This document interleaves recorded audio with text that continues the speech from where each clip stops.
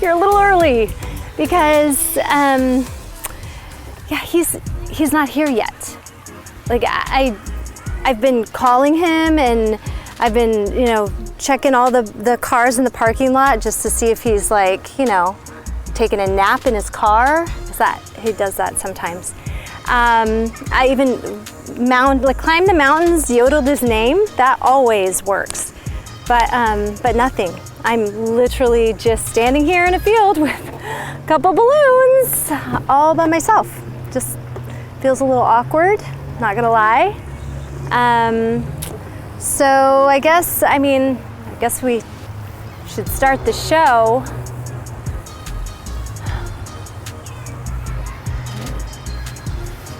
Yeah, can't help but feel really alone right now. This field feels extra large today.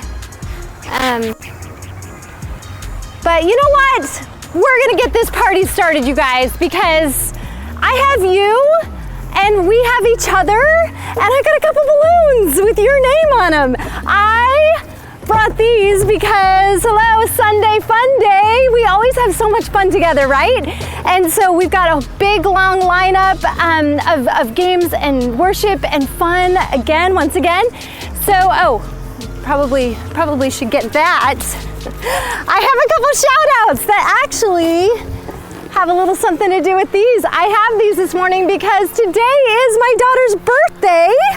And so we're celebrating her. Ella Pettit, I love you with all my heart. I can't believe I get to be your mom, girl. And I also wanted to give a big shout out to my friend Tanner Schultz, who is a regular watcher of the Rancho Kids show. And every time he sees me, big hugs around my legs. And I love it. So big shout out to you guys today. All right, guys, we've got worship coming on. And these songs, I'm telling you, they are two of my faves, and I'll tell you why. I don't know if you've seen the Bible like as a whole. I know a lot of us read the Bible like, you know, probably on our phones or on our iPads nowadays. But when you look at the Bible, it's like this thick, right? There's so many books in the Bible. But there's one book that we're going through right now that's one of my very, very favorites, and I'll tell you why. Because of Romans 8 especially. And that's the one we're gonna learn about today. Romans 8, that talks about how God, the God who created the entire universe, He is for us, you guys. He is not against us. If there's one message of Romans, it's that Jesus is God's Son who came to save us from our sins. He is for us, that God is for us. He is not against us, and that nothing can separate us from the love of God because of what Jesus did for you and for me. And there's a song that says, if God is for us, who can be against us? So that's number one. Number two is He has won. And what has He won? He's won the victory. He's won the victory over our sin for us. That's how much He loves us, you guys. Nothing can separate us from His love. Let's do it.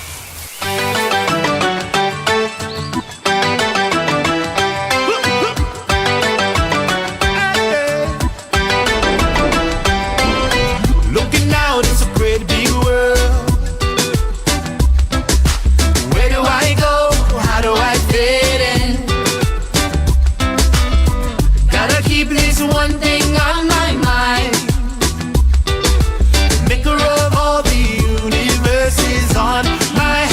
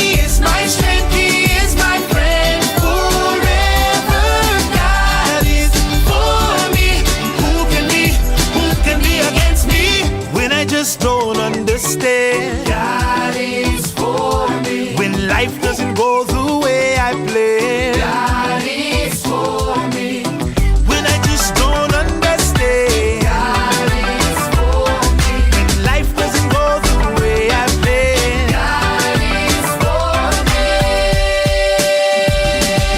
If God is for me, who can be against me? God is for me. Who can be against me? He is my strength, He is my friend forever. God is for me. Who can be against me? God is for me. Who can be against me?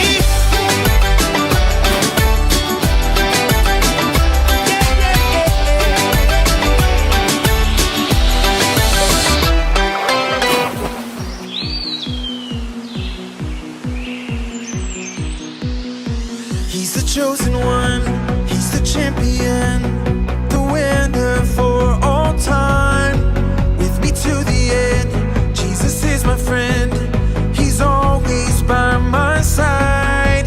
Anything I face, he will be my strength.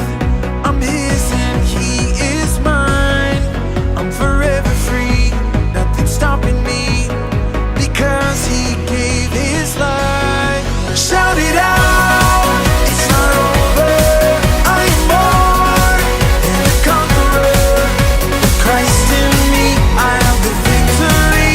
I win with him, I win.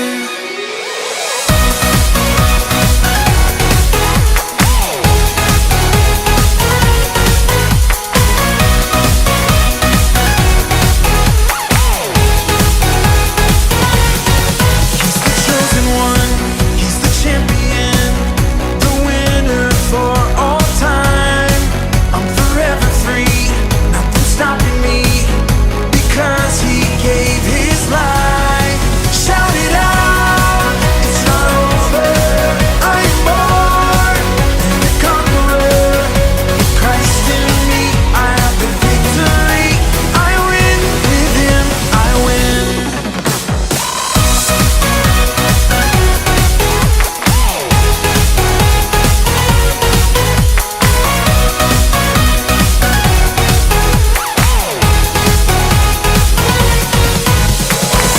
Nothing can stand against me. Nothing can hold me back.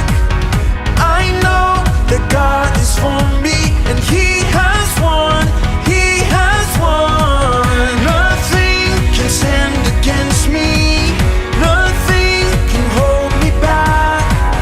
I know that God is for me, and He has won. He has won. Shout it out, it's not over. I am more than a conqueror. With Christ in me, I have the victory. I win with him, I win. With Christ in me, I have the victory. I win with him, I win.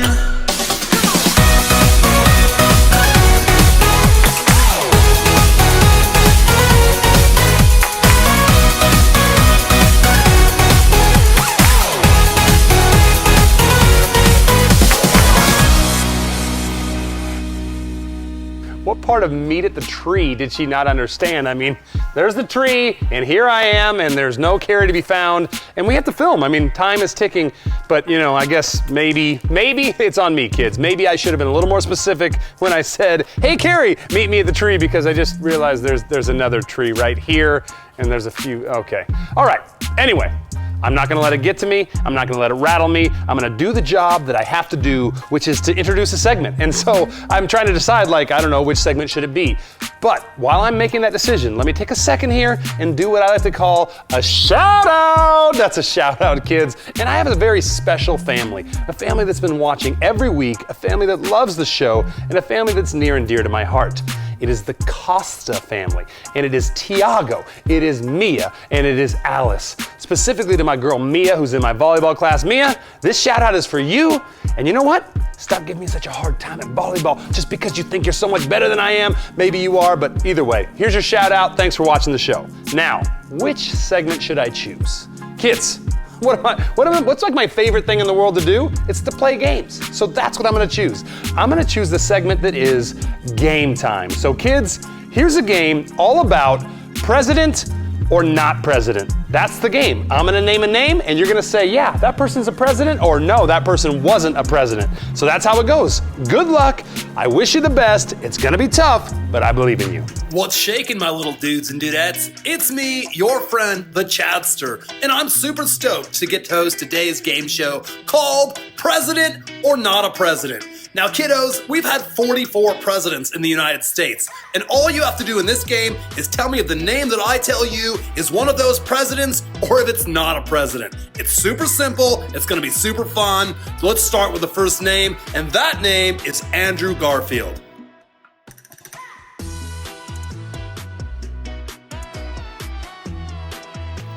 Would you look at that, kiddos? He was not a president, but he was a Spider-Man. Also, you might have been confused because this dude, James Garfield, was a president. All right, let's look at what's next here, kiddos. It's Mark Paul Gosselaar. President or not a president?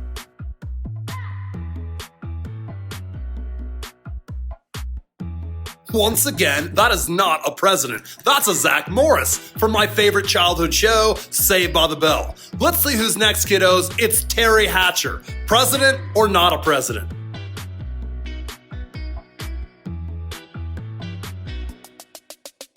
Oh my goodness, are any of these gonna be presidents? That's not a president, it's also not a Superman, it's actually Lois Lane. That right there is Terry Hatcher. Let's see who's up next, kiddos. James Harrison, president or not a president?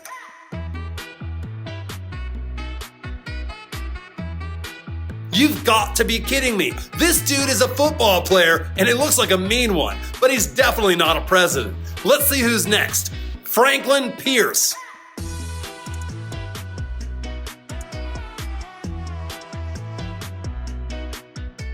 Finally, we've got a president. Thank goodness, I thought they were all gonna be bogus. Next up, kiddos, we've got Reginald Bush Jr. President or not a president? Oh my goodness, it's another football player, and I think he went by the name Reggie Bush. All right, who's up next? Look at this, kiddos, it's Chester Copperpot. President or not a president?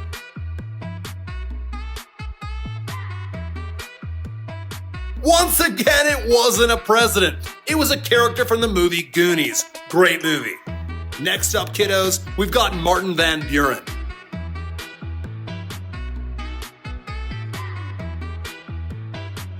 Whoa, kiddos, look at that. We've got our second president. Well, I mean the second president in the game, but this dude was our 8th president. Let's see who's next. It's John Quincy Adams, kiddos. President or not a president?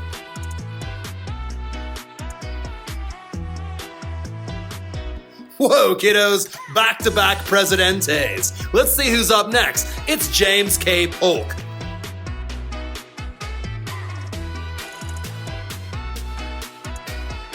Whoa, kiddos, another presidente. Let's keep it rolling with Warren G. Harding.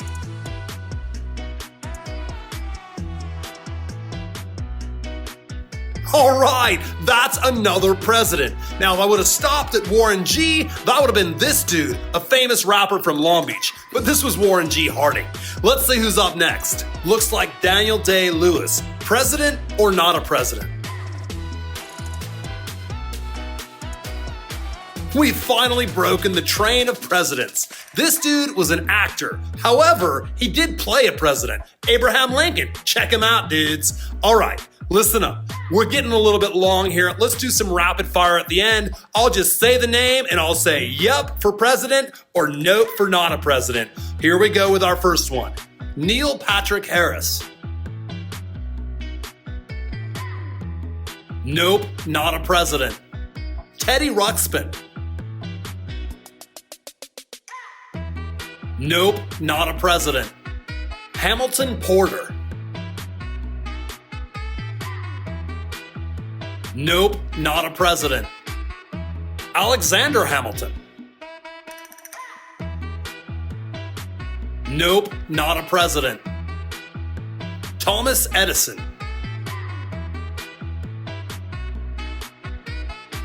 Nope, not a president. All right, my little grommets, I'm sad to say that the game is officially over. I hope you learned a valuable lesson playing this game, and that is that there's way more people that weren't presidents than were. All right, kiddos, for now, Chad's gotta go, so I'll see you soon. Have a great week, kiddos.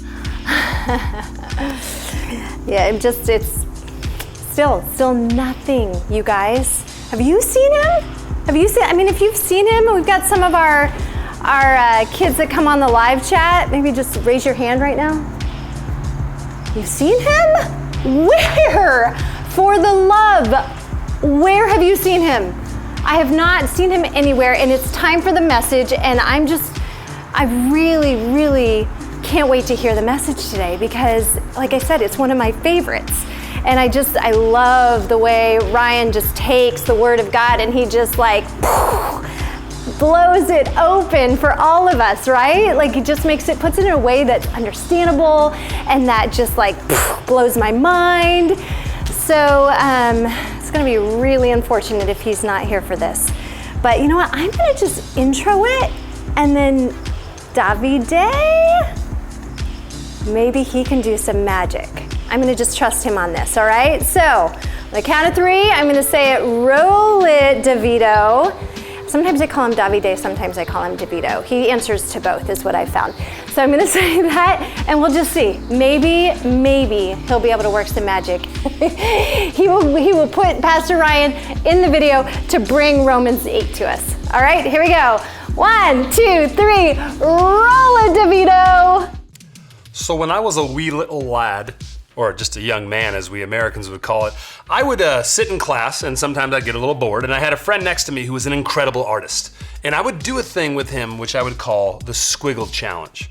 And basically what it was is that I would take a piece of paper and I would write a random squiggle on it. Just a little squiggity squiggle, right? Squiggity squiggle, is that a word? Who knows? Anyway, listen, I would write the squiggle, I would hand the paper to the kid and I'd go ahead, do your worst. Or your best. And he would just basically take that squiggle and he would work it into this incredibly cool drawing every single time. He took any and all squiggles I sent his direction and he made them into art. That was impressive. It was like any and all squiggles, everything. When it came to squiggles, he could turn into art and it was impressive. Now, I was trying to think of other things where you could take all things and use them for something amazing, right? Now there's an app that I found. It's actually a website, and it's like the beta tested website where I could type in any sentence I wanted. So I decided, what if I would type in a joke? So I type in a joke, and what it does is it scours the internet. Scouring is when you scour something. That's a good definition. You would scour the internet and you would find random songs that would combine to make the words of the sentence. So each word would come from a random song. And so I'm gonna go ahead and show that to you right now. Why did the old man fall into the well? Okay, so that right there was the joke. In case you didn't get it, I'll play it again. Go, play the joke again. Why did the old man fall into the well?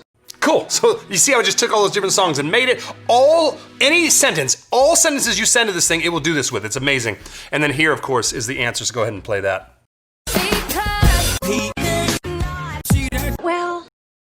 Get it? Because he couldn't see that well, because it speaks about the quality of his vision as well as the fact that he just could not locate the location of the well. Anyway, I still haven't gotten to the point of the message.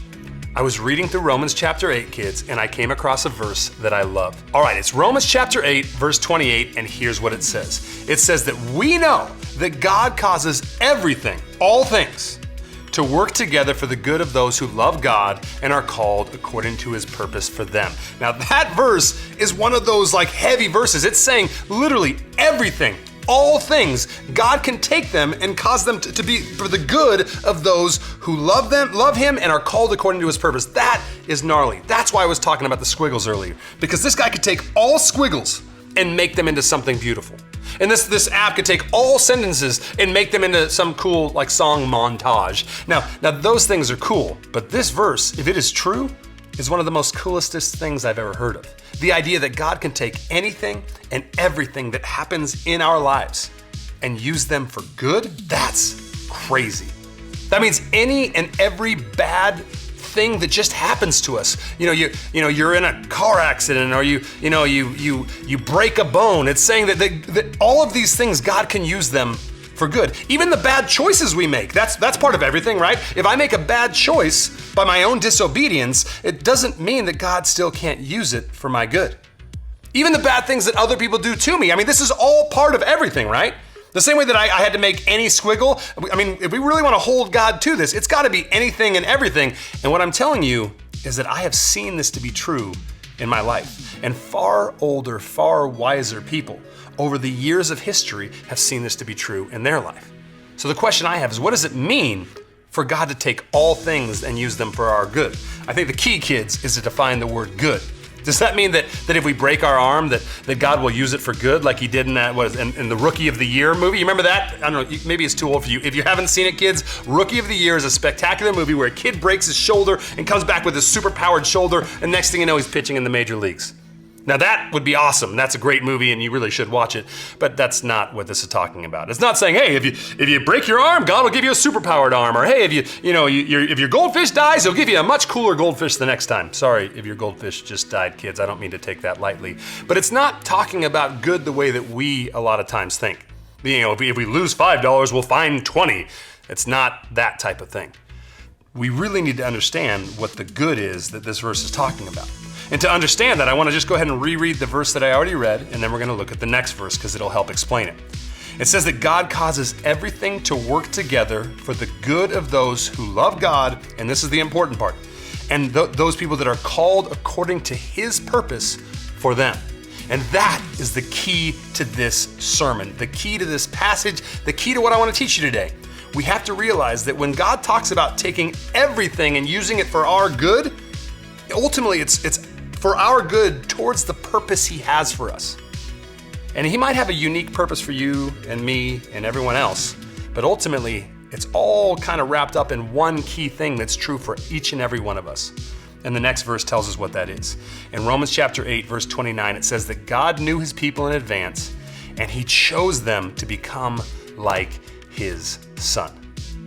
God's purpose for you, his purpose for me, his purpose for your parents, your aunt, your uncle, anyone you come across, his purpose for each and every one of us is that we would become more like his son, Jesus. And when it says that he takes all things and uses them for our good, what he's saying, kids, is that he'll use anything and everything from bad things that happen to us, to bad choices we make, to bad choices other people make that affect us. He will use all of them for our good towards us becoming more like Jesus. Like I said, it's not about losing $5 and finding $20. It's about losing $5 and God somehow using that situation to make us more like his son, Jesus, which is really, really cool. I hope you can see how cool that is. In fact, Paul saw how cool that was because the next verse that he says, actually there's 2 verses later, he says this. He says, "What shall we say about such wonderful things as these?" This incredible truth that God will use all things to make us like his son, Jesus. What can we say about these things? Well, we sang about it earlier. Listen to what it says. It says, if God is for us, who can ever be against us? We sing that song all the time, kids, and there's 1,000 different reasons why that is true, because the God of the universe loves us and he's on our side. But one of the most amazing promises we have from God is that whatever we go through, anything and everything, God can take it and use it for our good towards making us more like his son, Jesus, which I think is awesome. Kids, I encourage you, first and foremost, watch Rookie of the Year. You won't regret it, I promise you. Second of all, maybe mess with that app, the one that helps you find the songs. And last but not least, rest assured that no matter what happens, no matter what you go through, God will use it to make you more like his son, Jesus. And that, my friends, is good. It's real good. Okay, kids, I hope you enjoyed the message. Now we're gonna do something, I don't know, it's a little different. It's called, a bonus game. A bonus game. Have you ever thought about the fact that the word bonus almost never is followed by a bad word? You don't be like, hey, here's a bonus timeout that your parents are gonna give you, or hey, here's a bonus ticket from the police officer. No, you're like, hey, here's the bonus of some money. Here's a bonus scoop of ice cream. Here's a bonus game. Bonus is a great word, and I'm using it right now because we are about to do a bonus game. It's a game we've done before. It's a game that I have kids beg me to do again. It's the game where I put pictures together and I create words and you try and guess what it is saying. So kids, enjoy the bonus game. I hope you have fun. I'm gonna try and make it challenging, but not too challenging. Try and find the balance right in the middle between challenging and not too challenging. Good luck. The game is simple. take turns stacking Jenga blocks one on top of the other until one person knocks it over. The winner gets a donut. The loser gets nothing. Here's the matchups. Brooklyn versus Coco. Owen versus Zach. Kayla versus Alexis. Chloe versus Zofia. Colton versus Titan. Jacob versus Alex. Olivia versus Daisy. Addie versus Mikey. Good luck. Now let's start stacking.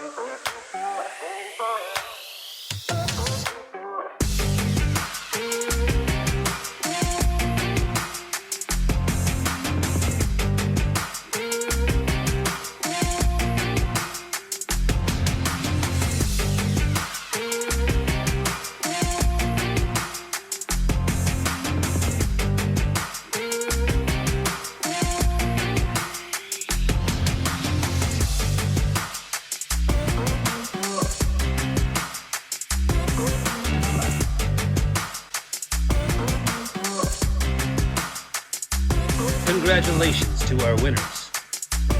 And to our losers, better luck next time. I mean, here we are. I'm not one to give up. We're at the end of the show, and I'm sorry, you guys. It's kind of been awkward. That's the thing that makes us so frustrating, but I don't know where she is. I mean, I've been calling her name. I texted earlier. This is exasperating. It's just been like weird. If you feel like it's been weird for you, it's been weird for me. We are meant to host together. That's why they call it co-hosts, because I'm walking around with some balloons to share with somebody, and what does the prefix co mean? like I've had no co-host today. It's just, and I can't find him anywhere. It's just ridiculous. And either way, here's the thing, kids. This is Carrie? where have you been? This is, I have texted you. Where's your phone? I don't know if I'm angry or if I'm just elated now. This like, because you is a mix of emotions. It's a big stew of it. All the feelings again. Yeah, Carrie. But look. Wait, I brought these. I don't know what this is all about. What is the balloon? Sunday fun day, Ryan. Oh yes, hence the balloons. But, yeah, I got this shirt from a thrift store, and I was very excited because this just kind of speaks what we do. This video is what kind of makes Sunday fun day. That's right. That's right. Kids, we're back. We've reunited. I hope you kind of introed some of the segments. I did do some by myself. And Okay, I did too. Okay. I did too. At this point, I was just trying the best I could to just make it work. I hope you didn't do the ones I did, because then that would be repetitive. But kids, listen. We made it work. We made it work. Improvisation is a very, very key element in life, and we improvised. That's what we did. Hey, and did you know that yesterday was National Pizza Day? I've been dying to tell you this. Wait, that's And like my earlier favorite in the holiday. week, it was National Coconut Day. You and the holidays. And we had, there was National Lazy Moms Day. There's that I wanted such to a talk thing. to I don't about think you because can I be feel a like mom and be lazy. Exactly. It's crazy. It's incredibly difficult. That's like Yeah. an oxymoron holiday. That's what I said. Hey, moms are not lazy. They work really hard. Exactly. Well, I worked hard today. You worked hard. We worked separately, and now we're together working hard. And I think it's time for us to maybe enjoy Sunday Lazy Fun Day. Let's do it. All right, kids, we've had a blast. Hope you enjoyed the show. Bye, guys. Adios.